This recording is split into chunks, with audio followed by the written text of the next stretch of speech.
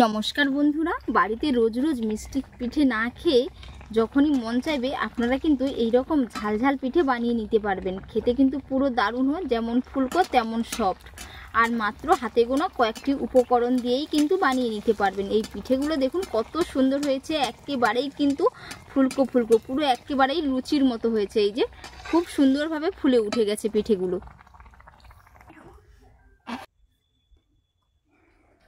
খুবই সফট একেবারেই পিঠেগুলো। এই যে তো চ্যানেলে যদি নতুন বন্ধু হয়ে থাকেন অবশ্যই চ্যানেলটিকে সাবস্ক্রাইব করে নেওয়ার অনুরোধ থাকলো এবং প্রথম থেকে শেষ পর্যন্ত দেখারও অনুরোধ থাকলো।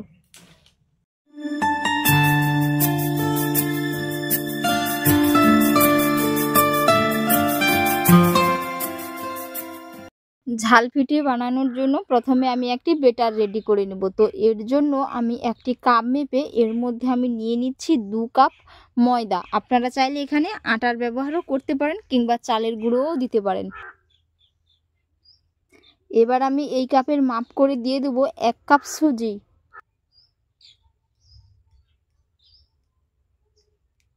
এবার আমি এর মধ্যে দিয়ে দিচ্ছি পরিমাণ মতো লবণ। সামান্য মিষ্টির জন্য এখানে আমি দিয়ে দিচ্ছি 1 চামচ চিনি। এবার আমি উপকরণগুলো ভালো করে একসাথে মিশিয়ে নেব। এবার আমি এর মধ্যে 2 কাপ জল দিয়ে দেব। বন্ধুরা, এখানে কিন্তু উষ্ণ গরম জল দিতে হবে, ঠান্ডা জল দিলে কিন্তু ভালো হবে না ঝাল পিঠেগুলো। এর কারণে এখানে আমি 2 কাপ উষ্ণ গরম জল দিয়ে দেব।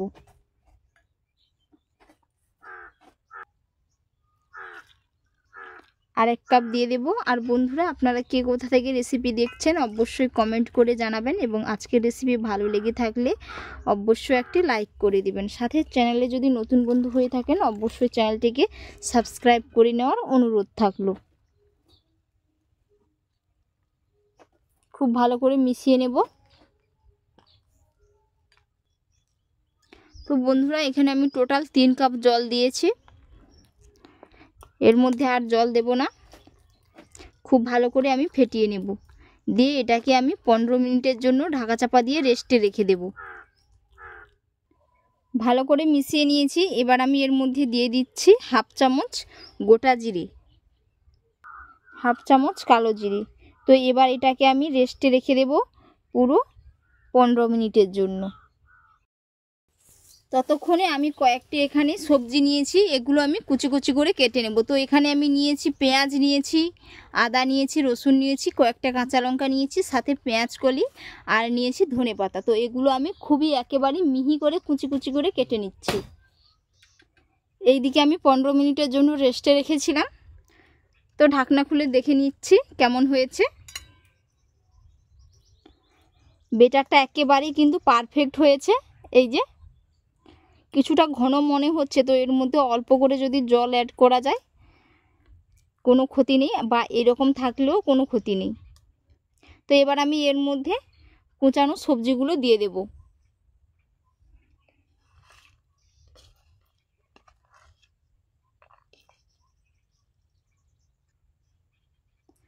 এবার আমি ভালো করে মিশিয়ে নেব। তো বন্ধুরা, এখানে যদি বেটারটা কিছুটা ঘন মনে হয় এখানে অল্প করে একটু গরম জল অ্যাড করলেও করতে পারেন।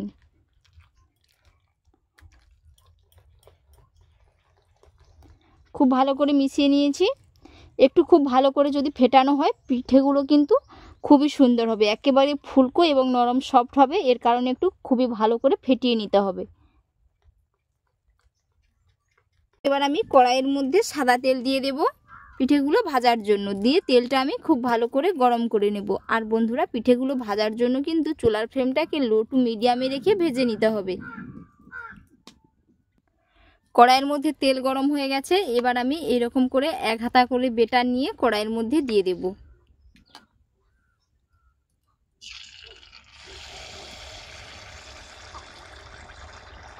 আমি একটা একটা করে ভেজে নেব।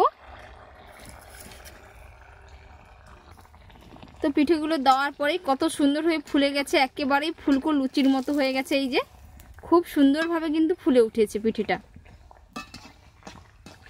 এরকম করে উপরে উপরে একটু তেলটা তুলে দেব যাতে আরও ফুলে যায় ডবল হয়ে। আপনারা যদি একটু মুচমুচে খেতে চান তাহলে একটু খুব লাল লাল করে কিন্তু ভেজে নিতে হবে। তো বন্ধুরা এই ঝাল পিঠেগুলো কিন্তু খেতে পুরো দুর্দান্ত হয়, আপনারা কিন্তু বাড়িতে অবশ্যই একবার বানিয়ে নেবেন, খেতে পুরো দুর্দান্ত হয়।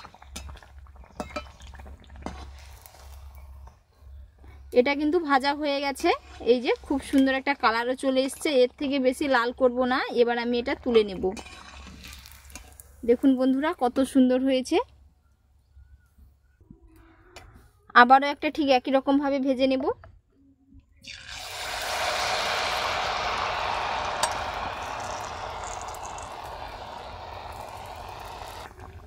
এই যে বন্ধুরা দেওয়ার সাথে সাথেই দেখুন কত সুন্দর হয়ে ঠিক আগের মতোই ফুলে গেছে। এই যে পুরো একেবারে ফুলকো ফুলকো লুচির মতো হয়ে গেছে।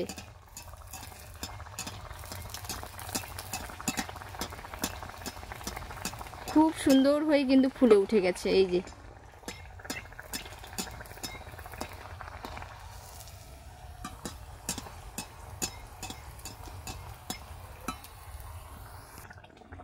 এটাও ভাজা হয়ে গেছে, আমি তুলে নিচ্ছি। তো বন্ধুরা এক এক করে আমি সমস্তগুলো কিন্তু একই রকম ভাবে ভেজে নেব। খালি দেখুন সাইজটা কত সুন্দর হয়েছে। এইদিকে আমি সমস্ত পিঠেগুলো বানিয়ে নিয়েছি, আর পিঠেগুলো কত সুন্দর হয়েছে দেখে নিশ্চয়ই বুঝতে পেরেছেন। পিঠেগুলো কিন্তু একেবারেই নরম সফট আর ফুলকো হয়েছে। আর ভেতরটা দেখুন বন্ধুরা কত সুন্দর হয়েছে। এই যে খুব সুন্দর হয়েছে, ভেতরটা একেবারেই জালি জালি হয়েছে। তো এতক্ষণ পুরো রেসিপি দেখার জন্য আপনাদের অসংখ্য অসংখ্য ধন্যবাদ থাকলো। আপনাদের সাথে নেক্সট অন্য একটি রেসিপিতে দেখা হচ্ছে। আপনারা ভালো থাকবেন, সুস্থ থাকবেন। ধন্যবাদ।